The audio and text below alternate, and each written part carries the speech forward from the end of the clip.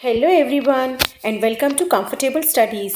मैं हूं पारुल मैम और आज हम क्लास 8th की साइंस का lesson number 1 crop production and management, इसका हम पार्ट 4 कवर करेंगे। पिछले वीडियोस में मैंने बताया था कि क्रॉप प्रोडक्शन के लिए कुछ प्रोसेस होते हैं, कुछ स्टेप्स होते हैं जिनको हमें फॉलो करना पड़ता है, तभी हमारी क्रॉप बहुत अच्छी ग्रो करती है। जिसमें सबसे पहले होता है कि सबसे पहले सॉइल प्रिपेयर करी जाती है। जो भी लैंड जो फार्म होता है उसकी सॉइल को प्रिपेयर किया जाता है। कैसे? बाय प्लोइंग या टिलिंग, यानी कि उसको खोद करके नीचे से ऊपर, ऊपर से नीचे टर्नओवर किया जाता है, जिससे कि पोरस हो सके, उसमें हवा क्रॉस हो सके। ठीक है। सेकंड, उसके बाद जो स्टेप था वो था सोइंग, यानी बीज लगाना, या सैपलिंग्स के थ्रू अगर कोई क्रॉप होनी है तो उसके सैपलिंग्स का लगाना। इसके बाद अब जो हमारा थर्ड स्टेप रहेगा वो है एडिंग मैन्योर एंड फर्टिलाइज़र। तो हमने बीज लगा दिया, लेकिन बीज को अच्छे से ग्रो करने के लिए या क्रॉप को बहुत अच्छी ग्रो हो उसके लिए उसकी प्लांट को एक कुछ न्यूट्रिएंट्स की ज़रूरत होती है, जो कि हेल्दी न्यूट्रिएंट्स होते हैं। जैसे कि एनिमल्स और ह्यूमंस को भी न्यूट्रिएंट्स, जैसे हमें कैल्शियम की, मिनरल्स की ज़रूरत होती है, इसी तरीके से प्लांट्स को भी न्यूट्रिएंट्स की ज़रूरत होती है, जो कि उन्हें वैसे तो सॉइल से मिल जाता है। सॉइल में भी न्यूट्रिएंट्स पड़े होते हैं जिन्हें वो वाटर के थ्रू एब्जॉर्ब कर लेती है रूट्स।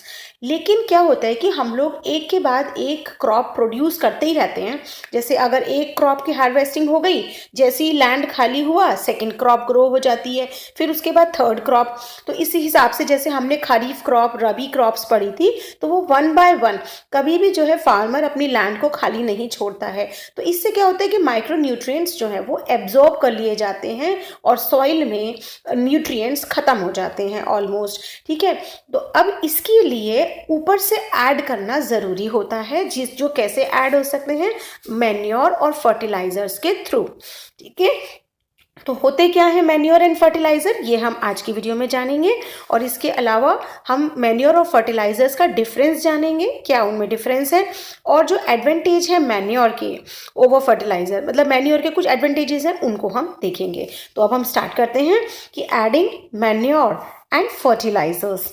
तो क्या होते हैं मैन्योर या फर्टिलाइजर्स? ऐसे substances which are added to the soil, जो मिट्टी में डाले जाते हैं in the form of nutrients, मतलब पोषक तत्वों के रूप में डाले जाते हैं। किस लिए? For the healthy growth of the plants, plant की हेल्दी ग्रोथ के लिए are called manure and fertilisers. ये दो अलग अलग वर्ड है। मैन्योर अलग होते हैं, फर्टिलाइजर्स अलग होते हैं, लेकिन काम इनका यही होता है। तो इसमें दिया है, बूझो बोल रहा है आगे कि I saw a healthy crop growing in a farm, in the neighbouring farm the plants were weak. ऐसा क्यों हुआ कि एक फार्म में, मतलब सेम जगह है, तो एक फार्म में तो बहुत अच्छी क्रॉप ग्रो हो रही थी और उसके बगल वाले फार्म में बिल्कुल बेकार थी। तो क्या क्या रीज़न रहा होगा? तो कहीं ना कहीं उसका जो स्टेप रहे होंगे उनमें फार्मर ने कमी छोड़ी होगी, तभी वो उसको लॉस हुआ। ठीक है। तो लिखा है soil supplies mineral nutrients to the crop plants. अब मिट्टी जो है वो सप्लाई कर देती है। These nutrients are essential for the growth of plants. ठीक है, जो मैंने अभी बताया था कि सॉइल में होते हैं। In certain areas farmers grow crop after crop in the same field. तो सर्टेन एरियाज नहीं, सभी में ये किया जाता है कि फार्मर्स जो है वो एक क्रॉप के बाद दूसरे क्रॉप को ग्रो करता रहता है। The field is never left uncultivated और फैलो, कभी भी खाली नहीं छोड़ी जाती है। इससे क्या होता है? न्यूट्रिएंट्स जो है वो खत्म हो जाते हैं। ठीक है। इसमें continuous cultivation of crop make the soil poor in nutrients. ठीक है, यही मैंने आपको बताया था कि बार बार लगाने से सॉइल में न्यूट्रिएंट्स नहीं रहते हैं। Therefore farmers have to add manure to the fields to replenish the soil with nutrient, इसलिए उन्हें मैन्योर डालना पड़ता है। हिंदी में खाद कहते हैं। This process is called manuring, इसको कहते हैं खाद डालना या मैन्योरिंग। इम्प्रॉपर और insufficient manuring result in weak production, जो अगर नहीं डालेंगे तो उससे हमारी फसल जो है, जो क्रॉप है, वो कम ग्रो करेगी और कम उसमें ग्रोथ दिखाई देगी प्लांट्स में। नेक्स्ट इज मैन्योर क्या है? Manure is an organic substance. Manure organic होते हैं, केमिकल नहीं होते हैं, ये ध्यान रखना, ऑर्गेनिक होते हैं। Obtained from the decomposition of plant और एनिमल वेस्ट। अब ये देखो क्या होता है, डिकम्पोजिशन आप इससे पहले कई बार पढ़ चुके हैं। जो डिकम्पोजर्स होते हैं वो सॉइल में मिल करके कुछ डेड प्लांट्स, डेड एनिमल्स को डिकम्पोज करके उन्हें ऑर्गेनिक मैन्योर में बदल देते हैं। ठीक है, ये हम पहले भी कई बार पढ़ चुके हैं। इसमें क्या है कि मैन्योर की अगर डेफिनेशन कोई पूछे तो हम यही बताएंगे, manure is an organic substance obtained from the decomposition of plant और एनिमल वेस्ट। तो क्या होता है कि देखो कई बार जो काव डंग होता है, गाय या भैंस वगैरह का जो डंग होता है, जो गोबर होता है, उसको जब हम सुखा करके मिट्टी में डाल देते हैं, सॉइल में डाल देते हैं, और या फिर कोई डेड प्लांट जैसे पत्ते सूखे हैं या कोई डेड प्लांट, डेड एनिमल, ये सब सॉइल में मिलने के बाद थोड़े दिन में गायब हो जाते हैं। मतलब वो ब्लैक से होकर के ह्यूमस में बदल जाते हैं, यानी खाद में, ह्यूमस में चेंज हो जाते हैं, जो कि एक बहुत अच्छी मैन्योर में चेंज हो जाते हैं। Farmers dump plant and animal waste in pits at open places and allow it to decompose. तो किसान क्या करते हैं कि ऐसे वेस्ट को गड्ढों में डाल देते हैं और उन्हें डिकम्पोज होने के लिए छोड़ देते हैं। तो 3 से 4 मंथ्स में वो सब डिकम्पोज होकर के बहुत अच्छे मैन्योर में बदल जाता है माइक्रो ऑर्गेनिजम्स की हेल्प से। The decomposed matter is used as an organic manure. अब इसको खेतों में स्प्रेड कर दिया जाता है और इसके बाद में बहुत अच्छा रिजल्ट आता है। इसमें लिखा है, you have already learned about vermi composting in class 6। Vermi composting भी हमने क्लास 6 में पढ़ी थी। ठीक है, अब इसके बाद ये आता है, देखो एक एक्सपेरिमेंट है जिसको हम कर सकते हैं। इसमें इन्होंने क्या किया था, 3 ग्लासेस लिए हैं, जिसमें एक ग्लास में उन्होंने सॉइल फिल किया, लेकिन सॉइल के साथ उन्होंने क्या ऐड कर दिया, थोड़ा सा काव डंग मैन्योर, गोबर की खाद जिसको कहते हैं, वो मिक्स कर दिया ए ग्लास में। सपोज इसको हम ए मान लेते हैं, ठीक है। और बी ग्लास में उन्होंने ऐड किया सॉइल के साथ यूरिया, जो कि एक केमिकल फर्टिलाइजर होता है, यूरिया, वो ऐड किया। और थर्ड वाले में सिर्फ सॉइल और सेम बीज डाला, सेम सीड, इसमें तीनों में सेम सीड डाला, सेम कंडीशंस में, सेम इतना ही पानी डाल करके उनको छोड़ दिया। तो हम कुछ दिन बाद क्या रिजल्ट देखते हैं कि ए, बी और सी तीनों ग्लासेस में क्या सेम ग्रोथ हो रही है। तो हम इसमें देखेंगे, ये जो ए है इसमें ग्रोथ है लेकिन बहुत ज़्यादा नहीं है, बी में सबसे ज़्यादा ग्रोथ दिख रही है और सी में सबसे कम दिखाई दे रही है। सी में वो था जिसमें सिर्फ सॉइल थी, माइक्रोन्यूट्रिएंट्स नहीं थे, ठीक है। और ए वो था जिसमें काव डंग मैन्योर था, और बी था जिसमें यूरिया था, यानी यूरिया वाली ग्रोथ सबसे अच्छी हुई है। लेकिन यूरिया के और काव डंग मैन्योर या कम जो ऑर्गेनिक मैन्योर होता है उसके अपने बेनिफिट्स होते हैं, ये हम अभी आगे पढ़ेंगे। तो ये एक्सपेरिमेंट था। इसके बाद, did plants in all the glasses grow at the same pace? No. इसका मैंने आपको बता दिया कि किसमें ज़्यादा होना है और किसमें कम होना है, ठीक है। In which glass was the growth fastest? तो किसमें था? बी ग्लास में। तो अब इसमें फर्टिलाइजर की डेफिनेशन आ जाती है कि fertilisers are chemicals which are rich in a particular nutrient. Fertilisers जो होते हैं वो पर्टिकुलर न्यूट्रिएंट, ये वर्ड जो है एक स्पेसिफाई, मैं इसको समझा देती हूँ कि हर प्लांट को अलग अलग न्यूट्रिएंट की ज़रूरत होती है। जैसे किसी प्लांट को फास्फोरस, किसी को नाइट्रोजन, किसी को कैल्शियम, तो उस पर्टिकुलर क्रॉप के हिसाब से ही फर्टिलाइजर का सिलेक्शन किया जाता है और तभी वो स्प्रेड किया जाएगा तो बहुत अच्छे रिजल्ट्स आते हैं। तो how are they different from manure? तो fertilizers are produced in factories. Fertilizer कहाँ पे बनाए जाते हैं? फैक्ट्रीज में। कौन कौन से हैं? Urea, ammonium sulphate, phosphate, potash, ये सब इन्होंने किसके नाम बता रखे हैं? कुछ फर्टिलाइजर्स के। एनपीके जिसे नाइट्रोजन, फॉस्फोरस और पोटेशियम, इसका ये मिक्सचर होता है, nitrogen, phosphorus and potassium. The use of fertilizers has helped farmers to get better yield of crops such as wheat, paddy and maize. यानी कि फर्टिलाइज़र से बहुत अच्छी क्रॉप मिल जाती है। लेकिन फर्टिलाइज़र के ज़्यादा यूज़ कर देने से मिट्टी जो है वो लेस फर्टाइल हो जाती है। क्यों? क्योंकि उसमें केमिकल्स होते हैं, तो मिट्टी अपना नेचुरल जो एक फॉर्मेट होता है उसको खो देती है और फर्टिलाइज़र यानी केमिकल्स ज़्यादा उसके अंदर मिल जाते हैं।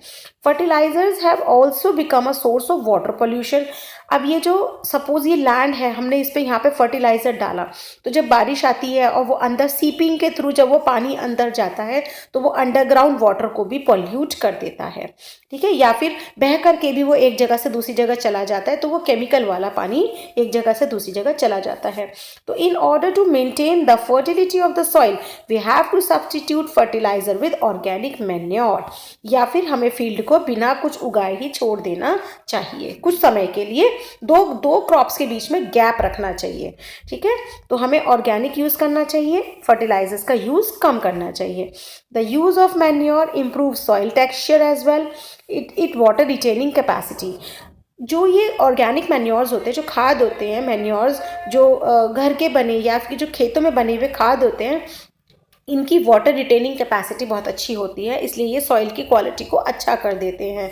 और it replenishes the soil with nutrient, और ये नेचुरल तरीके से सॉइल में न्यूट्रिएंट्स को बढ़ाते हैं। Another method of replenishing the soil with nutrient is through crop rotation. ये एक और वर्ड आपके इसमें आया है, क्रॉप रोटेशन। ये क्या है? देखो ऐसे समझो, जैसे मैंने अभी बताया था कि हर प्लांट को अलग अलग न्यूट्रिएंट की ज़रूरत होती है।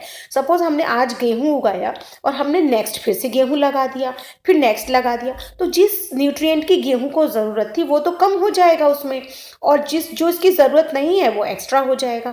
तो क्या करें हम अपनी सॉइल की क्वालिटी के हिसाब से, पहले सॉइल की टेस्टिंग भी होती है आजकल लेबोरेटरीज में कि आपकी सॉइल में क्या कौन कौन से न्यूट्रिएंट्स हैं। ठीक है, उसके अकॉर्डिंग आप क्रॉप का सिलेक्शन करो कि हमें क्या उगाना है। ठीक, उसमें क्या होगा कि अगर आपने एक बार गेहूं उगाया, नेक्स्ट टाइम आपने सपोज कुछ और ग्रो करा, तो जो न्यूट्रिएंट उसको ज़रूरत थी वो अगले वाले को मिल गई, अगले प्लांट में आ गई। तो उससे क्या होता है, क्रॉप रोटेशन से न्यूट्रिएंट की कमी नहीं बन पाती है और सॉइल की फर्टिलिटी भी बनी रहती है। ठीक है, इसमें है earlier farmers in northern India use to grow legumes as fodder in one season and wheat in the next season. पहले जो है फली वाले पौधे उगाए जाते थे, लेग्यूम्स। इनमें क्या होता है कि नाइट्रोजन फिक्सेशन एक प्रोसेस होता है जिसमें जड़ों में एक राइजोबियम बैक्टीरिया होता है जो कि नाइट्रोजन एयर की नाइट्रोजन को एब्जॉर्ब करके उसको फिक्स कर देता है, और फिक्स करके वो प्लांट को नाइट्रोजन प्रोवाइड करा देता है, और जो कि बहुत अच्छा एक प्रोसेस होता है मिट्टी को नाइट्रोजन प्रोवाइड कराने के लिए। ठीक है, तो अब उसके बाद वो क्या करते थे, फिर वो नेक्स्ट उसमें वीट ग्रो करते थे, तो बड़ा अच्छा ग्रो हो जाता था। ठीक है, ये इसमें यही दिया है, ये लेग्यूमिनस प्लांट्स का जो मैंने अभी आपको बताया राइजोबियम बैक्टीरिया के बारे में, ये आप रीड कर लेंगे। अच्छा, ये यहाँ पे देखो बहुत इंपॉर्टेंट है, ये देखो इसमें दिया है difference between fertiliser and manure, ये हम अभी देखेंगे। तो इसमें क्या दिया है, first one is fertiliser. Fertiliser is a man made inorganic salt. Inorganic, ये ध्यान रखना। ये manure is a natural substance obtained by the decomposition of cattle dung and plant residues, और इट इज अ ऑर्गेनिक, यहाँ पे हम organic भी add कर सकते हैं, is a natural organic substance. ठीक है, next is fertiliser is prepared in factories whereas manure can be prepared in the fields. Third one is fertiliser doesn't provide any humus to the soil, humus नहीं provide कराता ये, और manure जो है ये humus provide कराता है। Fertilisers are very rich in plant nutrients like nitrogen, phosphorus and potassium, whereas manure is relatively less rich in plant nutrients। मतलब पर्टिकुलर न्यूट्रिएंट्स तो उसमें कम होते हैं मैन्योर में, इनमें पर्टिकुलर होते हैं, जैसे फॉस्फोरस की खाद अलग होती है, पोटेशियम की, नाइट्रोजन की, या इनका मिक्स भी, तो बड़ा स्ट्रॉन्ग न्यूट्रिएंट्स होते हैं इसके अंदर। ठीक है, अच्छा इसमें नेक्स्ट है एडवांटेजेस ऑफ मैन्योर। अब हम इसमें क्या है कि अब हमने फर्टिलाइजर और उसके बारे में तो जान लिया, लेकिन इनमें से बेटर क्या है, हमने बार बार मैन्योर को ही बोला कि हमें स्विच ओवर कर जाना चाहिए। तो मैन्योर के क्या एडवांटेजेस हैं ये देख लो। इसे it enhances the water holding capacity, अभी हमने पढ़ा था पीछे भी।